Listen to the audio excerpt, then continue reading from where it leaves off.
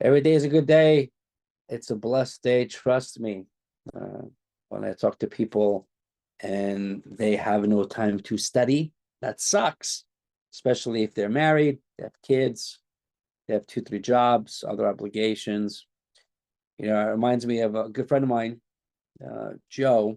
He was a chiropractor, still is, and decided to go to medicine. He became a physician. He was older than me, great guy from Canada, and he was working for the med school too, and he was teaching, and we became very close friends. And now he's practicing internal medicine up in Canada. Point is that every time I was getting tired and getting exhausted, and with my businesses and traveling, I'm like, I'm not married, I don't have any kids. He was married, he still is married with a couple of kids, and he had his business, seeing patients, school. He passed his boards, did very well. Point is, he was inspirational to me, and I looked up to him because I'm like, if this guy can do it, he's kind of like me, but he looked differently, right? But same attitude, same energy. I'm like, God bless this guy. Point being that every time I thought, I'm tired, I'm exhausted, I can't do it, I just think of Joe. I'm like, well, this guy is traveling from Canada to Florida teaching. He has his kids. He does online stuff. He's taking step one, step two, like in 6 months together. I mean, great guy, right? So we all probably have somebody we know that is similar to that, meaning somebody who's established, whether it may be in medicine or not. Point is, if you're pushed to do certain things, you're going to do it. Get yourself out of whatever rut you're in. If you're in a rut, for example, a lot of students I talk to, they get stuck. They're in a certain routine. They're tired. They're exhausted. They're at home, or in school, or they feel stuck. Okay, so I'm just sharing this with you because whether you know it or not, we all feel stuck eventually, especially when you're studying every day, all day at home by yourself, whether you're at living room, dining room, kitchen, wherever you're at. Eventually, you're going to get out there and continue pushing, right? So, take advantage of what time you have now. If you have time, study. Like I've told Dr. Singh before, if you feel that you can't get up and running, it's understandable. This is what happens to all of us. Change it up, right? Study for 2 hours, take a break, take an hour break, come back, study for 2 more hours, take another hour break. Say, that's all I could do for today. That's cool. Next day, add an extra half hour. Before you know it, you're pushing 5, 6, 7 hours a day of solid studying and going to the gym, relax, sleep, take it easy, spend time with family. Because when you're with family, especially, and you're living with family or visiting family, that takes a lot of time too, and I've trust me when I say this, I worked with a lot of doctors who are husbands and wives, and they have the excuse, oh, I can't go to my husband's barbecue get together because I have to study Saturday. I'm like, well, no. I'm like, you should have been studying Monday through Friday. And then knowing that you have an event on Saturday afternoon, wake up early Saturday, work for a couple hours, and then go be by your husband's side, I'm like a therapist as well, because I used to use studying as an excuse, a side note. So just keep pushing, guys. That's why I bring this up purposely, because it is Thursday. We keep pushing. We're doing hematology, oncology today. Have a certain time frame, timeline. If we do know when your exact exam is, let me know.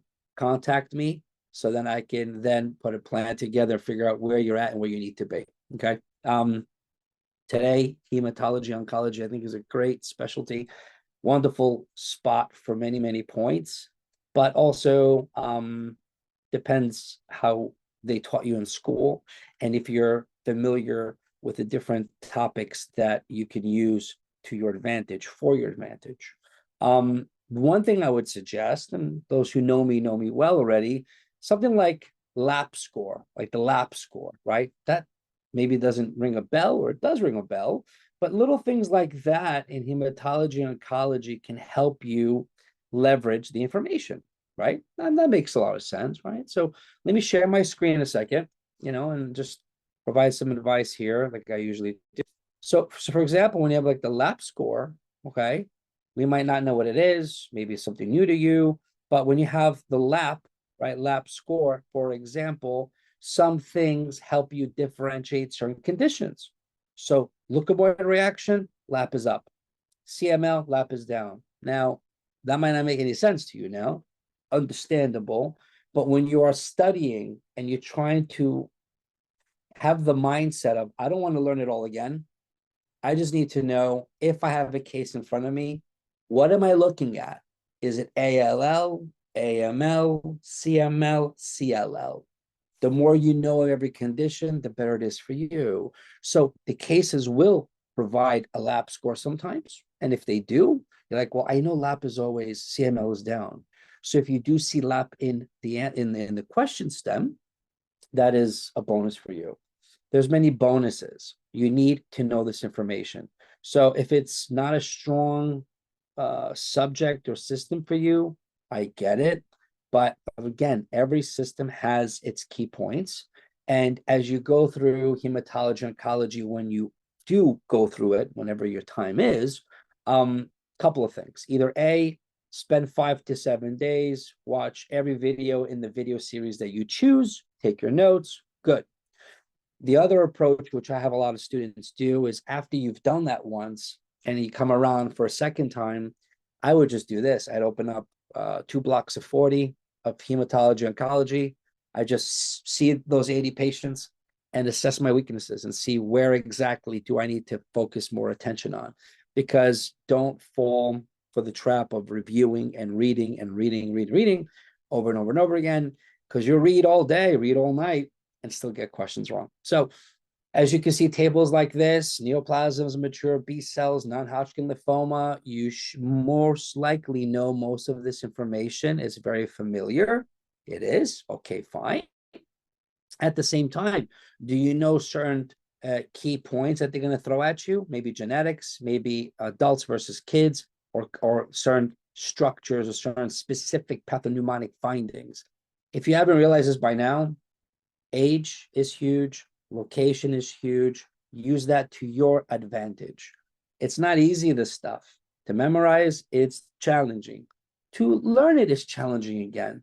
You're not here to learn everything over again. You have a short time frame. So you do what you can with your videos. You say, okay, let me see what I can do. Like, for example, Hodgkin lymphoma. We know Reed Sternberg. They'll never give this on the exam. They'll explain to you what Reed Sternberg is. We know 1530. This is just repetition and memorization. But there's different subtypes. You should be able to tell me which one's which one is best prognosis, which one is the worst prognosis. Hey, which one's most common? I mean, these are key points. There's only 4 in front of you, right? Don't go chasing rabbits on certain holes. Focus on getting points. After you feel that you're doing multiple blocks of hematology, oncology, or whatever system you're doing, and you're doing pretty good, like Dr. Stavros, I'm doing like 60, 65%. Okay, then when you start blending all the systems together and you start doing more questions, then you go and you plug up the little holes that perhaps you might have moving forward, right? So great specialty, a lot of memorization. Unfortunately, you definitely need to know about DIC and blood disorders. This is something where it just takes time. This is our second week into July, so we'll do what we can today, and then the next time around, because we see organ systems twice, whatever we don't cover mostly today, we'll do on the second round. So I'm planning to do like DIC, TTP, and blood disorders at the end of July. Now I'm just working on leukemias and other different things that are beneficial for you, especially because this is kind of important. Now, there was a mnemonic that I used a long time ago in biochemistry when they asked about different reactions that occur both in the cytoplasm, mitochondria, cytoplasm, or the mitochondria. Heme synthesis is one of these bad boys where the word hug, H-U-G, happens both, like 2 people have to hug each other. Heme synthesis for H, U, urea cycle, and G is gluconeogenesis. Heme synthesis, this is big. You'll definitely get a question, either dealing with the substrate, the product, any kind of factors that inhibit this whole transaction or pathway. Anything that affects this pathway affects heme. Hemoglobin is heme plus globin. So you realize there's a big problem. So when you talk about B6 deficiency and niacin and blah, blah, I mean, isoniazid and blah, blah, blah, this is exactly what I mean. To go a little further, when you see a picture like this, you should know at least the 2 first enzymes, like these 2. AIP and PCT can be on your exam. Can't tell you it will, but they might throw it in the answer choices. Don't memorize these things. This is not worth memorization. Just, I've showed you tricks before. visualize it. And then what I would do is I see AIP, PCT. So if I'm visualizing this photo, I know it starts in the mitochondria, it goes into the cytoplasm, ends back in the mitochondria. So it happens in both. I know substrate product. I know the rate limiting enzymes. I know other most important inhibitory factors like lead. It happens twice here. And if you want to know this here, AIP is before PCT. And look at the enzymes. P before U. So this is what Dr. Golgi used to say, versus uroporphyrogen. P before U, A before P. Again, this is visual. You are responsible to know what AIP presents with. But if they show you a photo and they say, hey, what's what? You can remember, well, this is up here and this is down here. So a couple little pointers just to help you guys out. This is what I do. So question, who wants to jump on and do some questions? We have a big group today, which is awesome. Love to see the love from the East Coast to West Coast. Love to see what you guys know about hematology, oncology. Let me see what kind of questions I have. Dr. T has his hand up. Awesome. Let's bring him on board.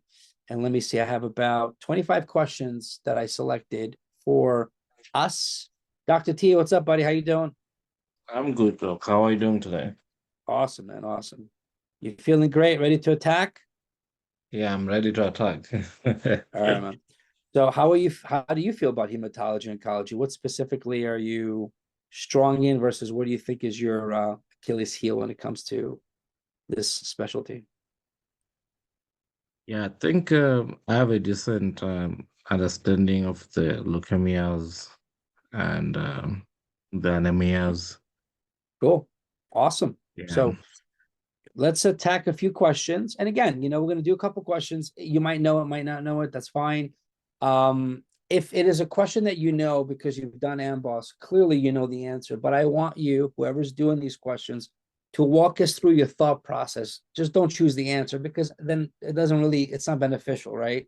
So tell me what you're thinking. Tell me what you want to do. Do you want to eliminate or not? So take it away, Dr. T. Those who are not jumping on, please chat away. We're here as a group. Let's do it, buddy. Let's do it.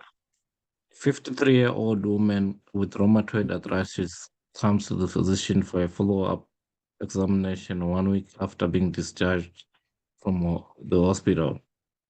Mhm. While she was in the hospital, she received acetaminophen and erythropoietin. Okay. This patient was most likely, yes, which of the following additional conditions? Most likely is which of the following additional conditions? So you see here, I have added some notes. It's like an MBME question. These are really short. They're expecting for you to read between the lines. So how do you approach this kind of question? Yeah, okay, the first thing is they have rheumatoid arthritis, Okay. so they're probably taking erythro, they're probably taking methotrexate Okay. for that. And then they're probably at an acute um, thing going on because I received acetaminophen